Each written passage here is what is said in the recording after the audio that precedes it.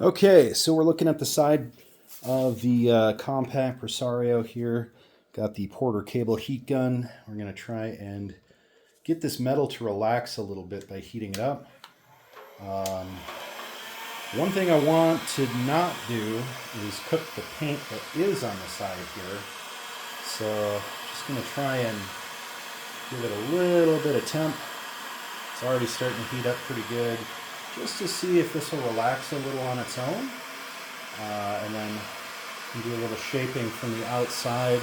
I didn't want to pound on the outside if at all possible, just because that'll cause some dents and dings that I'm not going to use any kind of filler material. And I'd love to avoid doing a lot of painting if I can. But of course, I don't know how much I'll be able to avoid that. It's already pretty scuffed up, but at the end of the day, if this shapes out just a little bit further from where it's at, I'll be pretty happy with it.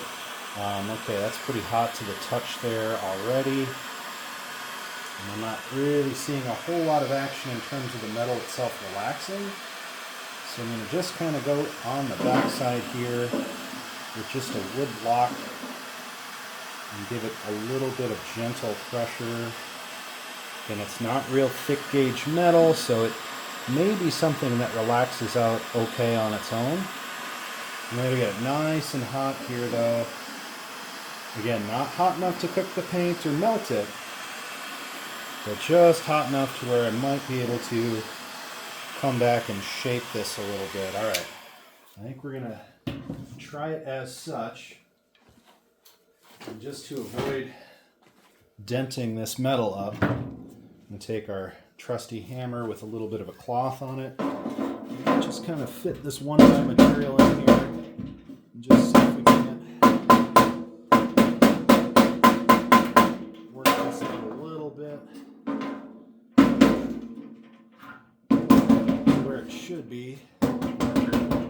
See, that's where it should sit right there.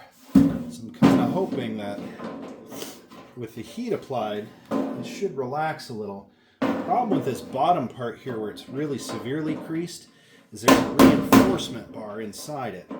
So there's not going to be a whole lot I can do to relax that, but for pounding on it a little bit. And I think that might be all the better we're going to get. Unfortunately, I think it may just be something that's going to stay pretty heavily creased. But metal has memory, especially a soft metal like this. So it should flex back out a little bit. How much is really going to be dependent on, how much tension is really on this metal, and it's quite a bit.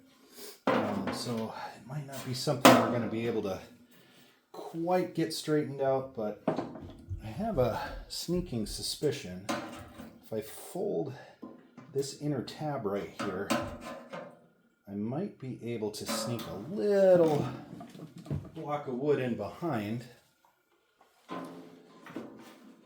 give it something to brace against. So as I pound from the outside, I won't deform it too bad on the inside.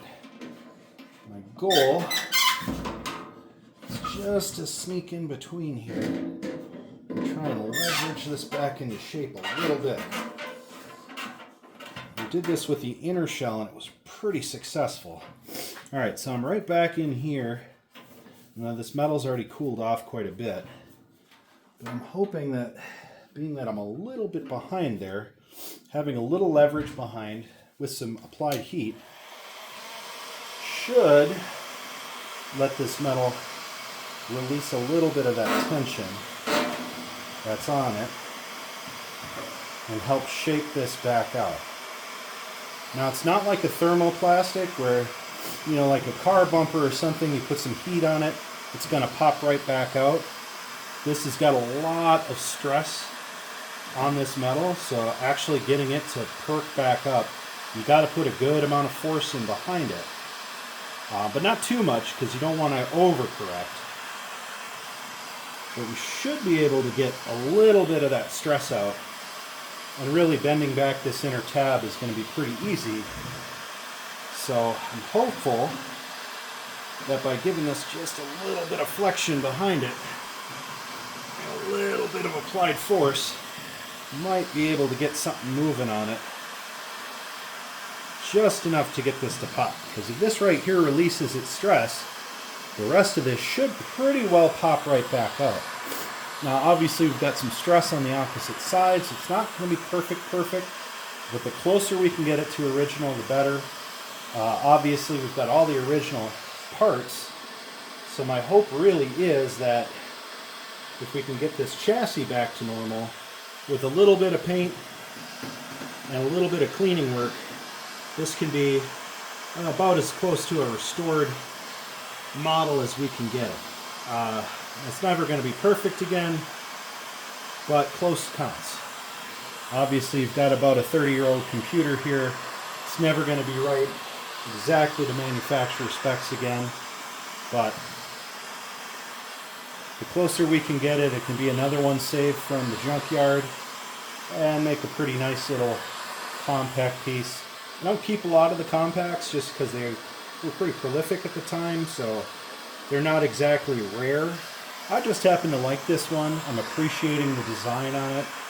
It's really got a nice little modular design that I like compared to other PCs of the same era that were kind of just the clamshells or, you know, the typical kind of looking machines that, you know, honestly, to me, didn't have a lot of aesthetically pleasing quality. But I'm hopeful,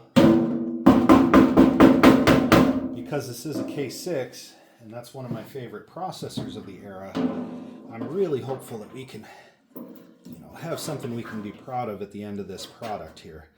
Now, that being said, this is good and hot. Whew, almost burnt my finger there. I don't know necessarily that that's gonna stay where I want it to. Certainly not by just gripping it anyway. Try and do a little bit of a back brace here and give it just a couple of light taps. Now I should use some clamps or something, but being that this is hot, I don't want to melt my clamps, and I also don't want to burn my hand. So we're just going to kind of fudge it as best we can.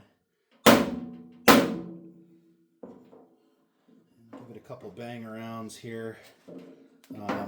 It's relatively flat, so I think it will work like it is. I was able to pull the inner chassis out no problem initially, but I'd really love to see this come out to give it a little bit better look. Now you can see, actually, I don't know if you can see from the perspective of the camera, but you can actually tell where this is already relaxed quite a bit in the middle. It's really just this outer portion here that's got a lot of force holding this metal in place. Unfortunately, the problem is mostly that you're only going to get so far by using heat to relax the metal. Ideally, what I'd like to do is, you know, use some kind of a shaper or something to get the metal back in place. I don't have any of those tools, so I'm just kind of improvising here with a little bit of wood and a hammer. And see, I've got it kind of wedged in there to hopefully give it just a little bit of back stress. And I'm going to try and cover it with this cloth to hopefully prevent any kind of scratching. My hope is, with the wood in there to kind of shape it, if I give it a little inward pressure against the wood, it'll bring this back hopefully enough to where it eases off that crease a bit.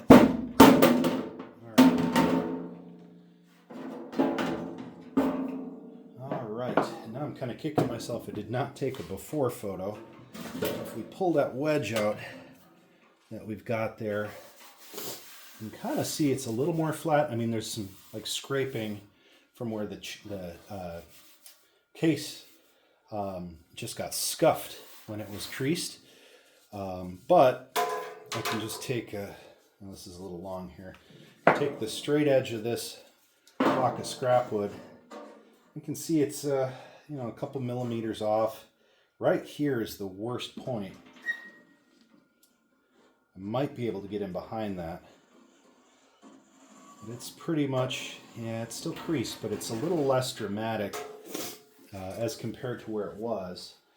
So I'm hoping the more I work at it like this, the less of a dent we'll see. Again, not going to be perfect, but close is definitely going to count here.